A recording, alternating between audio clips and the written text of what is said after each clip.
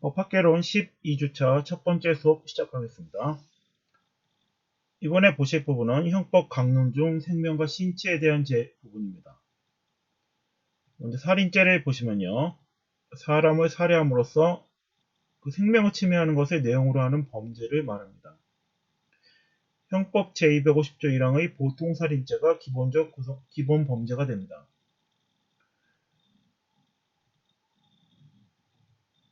살인죄의 객체는 사람입니다.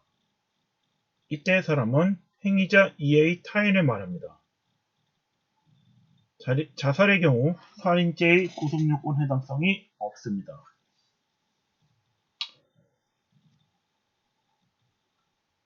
언제부터 사람으로 보느냐와 관련해서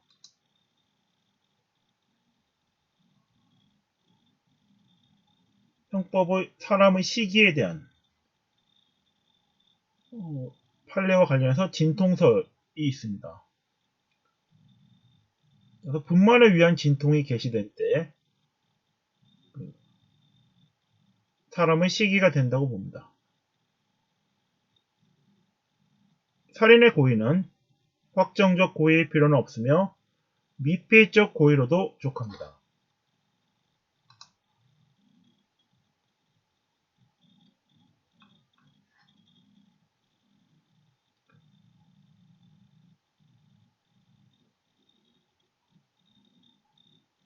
위법성과 관련하여 정당방위나 정당행위에 의해서 위법성이 조각될 수 있습니다.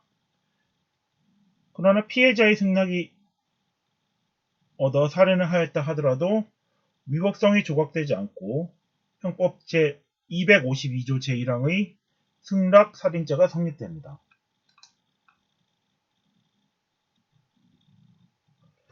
피해자의 수에 따라 죄수를 결정합니다. 사람을 살해한 다음 범죄의 흔적을 은폐하기 위해 사체를 다른 장소로 옮겨서 유기한 경우에는 살해의 행위와 사람을 살해한 이후에 사체를 유기한 두 개의 행위가 인정됩니다. 따라서 이 경우에는 살인죄와 사체 유기죄의 실체적 경합이 성립됩니다. 존속살해죄는 자기 또는 배우자의 직계 존속을 살해함으로써 성립되는 범죄입니다. 신분관계로 인해 형이 가중되는 부진정 신분범입니다. 이때 직계 존속은 법률상의 개념을 말합니다.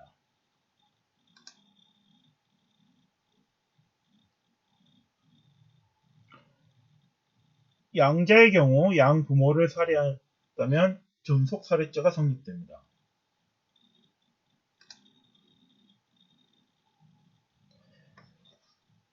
영아살해죄는 직계 존속이 치욕을 은폐하기 위하거나 양육할 수 없음을 예상하거나 특히 참작할 만한 동기로 분만 중 또는 분만 직후의 영아를 살해함으로써 성립하는 범죄입니다.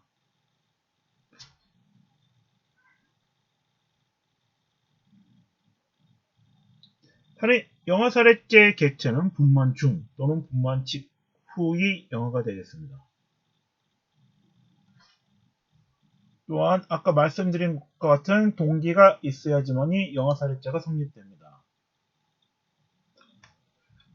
피해자의 촉탁이나 승낙을 받아 살해함으로써 성립하는 범죄가 촉탁, 승낙에 의한 살인죄가 되겠습니다. 피해자의 승낙은 위법성을 조각하지 않습니다. 정당방위, 정당행위와 달리 피해자의 승낙이 있다 하더라도 승낙살인죄가 성립됩니다. 자살은 구속요건 해당성이 없지만 자살을 교사하거나 방조한 경우 자살교사 방조죄가 성립될 수 있습니다.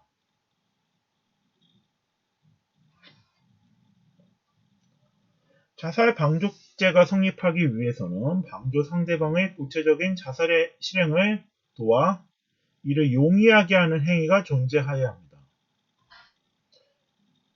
그럼 자살 방조와 관련된 영상 사례를 하나 보시겠습니다. 착하고 엄마의 말을 잘 듣던 영재. 하지만 서울대 의대에 합격하고도 입학을 하지 않고 부모님에게서 도망칩니다. 아들의 돌변한 모습에 엄마는 아들의 태블릿을 찾아 충격적인 것을 보게 되죠. 부모에게 학대받던 영재의 심정이 고스란히 기록되어 있었던 것입니다.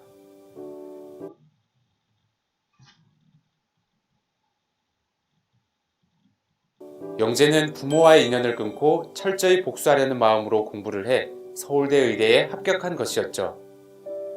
충격을 받은 엄마는 결국 자살을 합니다. 그리고 이 사건의 중심에 영재의 입시 코디네이터가 있는데요. 아이들의 학습 동기를 불어넣기 위해서 어떠한 일도 감행하며 영재가 공부에 대한 의욕이 없을 때 부모에 대한 원망을 이용해 공부시키며 분노를 심어준 겁니다. 영재가 도망을 치고 또 엄마가 자살하는데 결정적인 이유를 제공한 입시 코디네이터. 과연 법적 처벌을 받게 될까요? 어딘가 익숙한 내용이지 않으셨나요? 네, 맞습니다. 요즘 화제를 모으고 있는 드라마 스카이캐슬의 일부 내용입니다. 시청자 입장에서 입시 코디네이터가 실제로 있을까 싶지만 교육 관계자들은 실제 있는 것으로 입을 모으고 있습니다. 이 입시 코디네이터가 학생이 원하는 대학에 합격시키기 위해 내신 성적부터 학생의 모든 것을 관리하면서 문제가 발생하는데요. 드라마 속 내용처럼 입시 코디네이터가 영재 엄마가 자살하는데 결정적인 이유를 제공했을 경우 법적 처벌을 받게 될지 한번 살펴보겠습니다.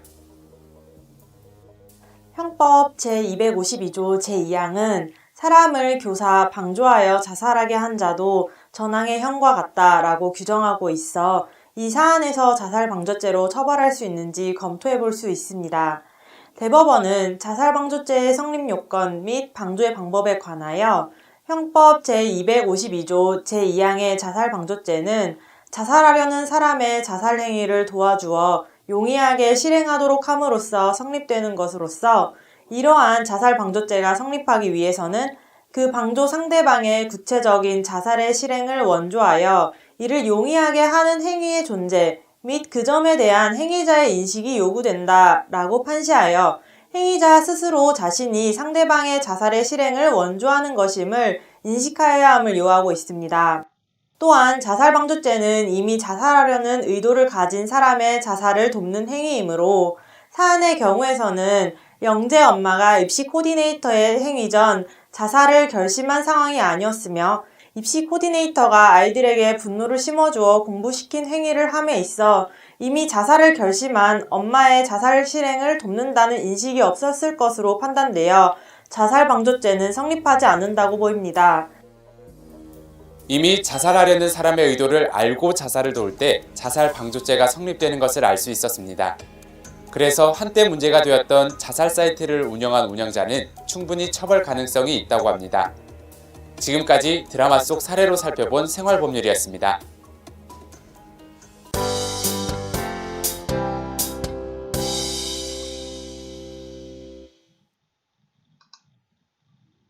네, 자살 방조죄에 대해 살펴보았습니다. 다음으로 보실 부분이 위계 위력에 의한 살인죄입니다. 위계는 속이는 행위를 말하고 위력은 힘을 통해서 위압을 줘서 살인을 하게 하는 경우를 말합니다. 위계 위력으로서 사람의 촉탁 또는 승낙을 받아 살해하거나 자살을 결의하게 하여 자살하게 함으로써 성립되는 범죄입니다. 이론상으로는 살인죄의 간접 정범에 해당하지만 별개의 독립된 구성요건으로 규정하고 있습니다. 살인죄의 경우 예비 음모를 처벌하고 있습니다. 그러나 모든 살인죄의 유형에 대해 예비 음모를 처벌하는 것은 아니며 영아살해죄와 촉탁 승낙살인죄, 자살교사 방조죄는 예비 음모에 관한 규정이 없으므로 이 범죄에 대해서는 예비 음모로 처벌할 수 없습니다.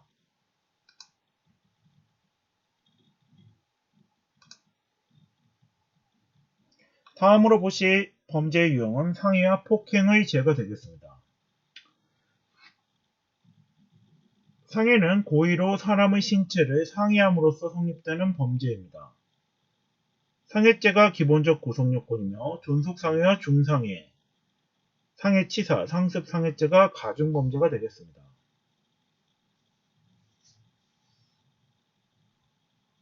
강요에 의해 스스로 자기에게 상처를 입힌 경우에는 상해죄의 간접정범이 성립될 수 있습니다.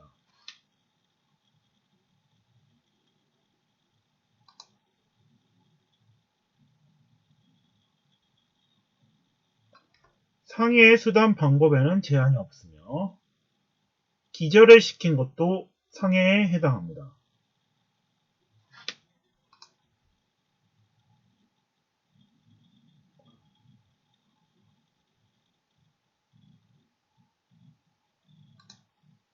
상해죄의 경우 피해자의 수에 따라 죄수를 정합니다.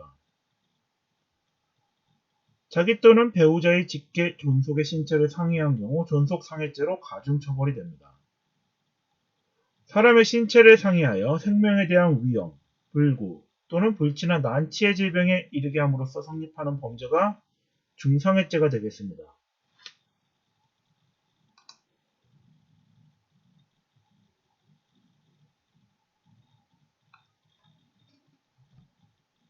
자기 또는 배우자의 직계 존속에 대해 중상해죄를 범한 경우 존속 중상해죄가 성립됩니다.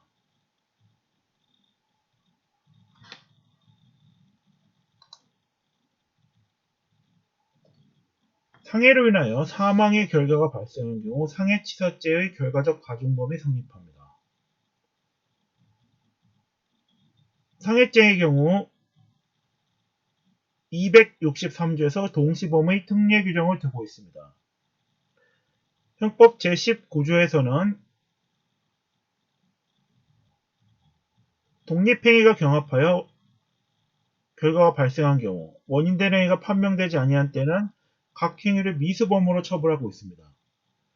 그러나 상해죄의 경우에는 동시범에 관한 19조가 적용되지 않고 제263조에서 독립행위가 경합하여 상해의 결과를 발생하게 한 경우 원인된 행위가 판명되지 아니한 때 공동정범의 예에 따른다라고 규정하고 있습니다. 따라서 공동정범은 일부 실행 전부 책임에 의해 자신이 실행하지 않은 범죄에 대해서도 다른 공동정범이 범죄를 저지른 경우 책임을 지도록 하고 있습니다. 따라서 상해죄의 기수범으로 처벌이 되겠습니다. 폭행죄는 사람의 신체에 대한 유형력의 행사로서 성립하는 범죄입니다. 폭행죄는 결과범이 아닌 거동범이며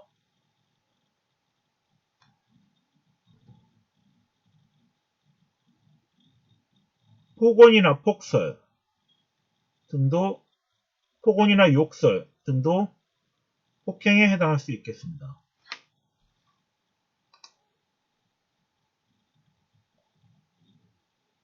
폭행죄는 반의사 불벌죄로서 피해자의 명시한 의사에 반하여 공소를 제기할 수 없습니다. 자기 또는 배우자의 직계 존속의 신체에 대해 폭행한 경우 존속폭행죄가 성립되며 단체 또는 다중의 위력을 보이거나 위험한 물건을 휴대하여 폭행한 경우 특수폭행죄가 성립합니다. 위험한 물건이라 함은 물건의 객관적 성질과 사용 방법에 따라 정합니다.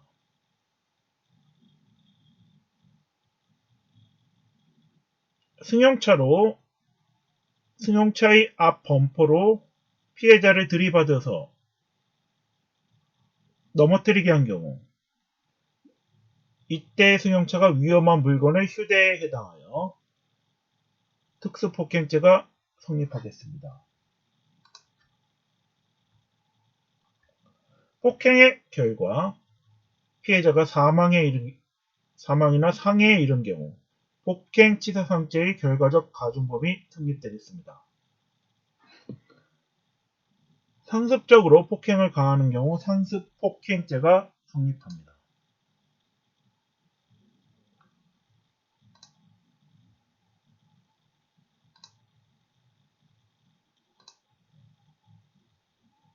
이상으로 생명과 신체에 대한 자유를 살펴보았고 다음 시간에 다른 자유에 대한 법죄에 대해 살펴보도록 하겠습니다.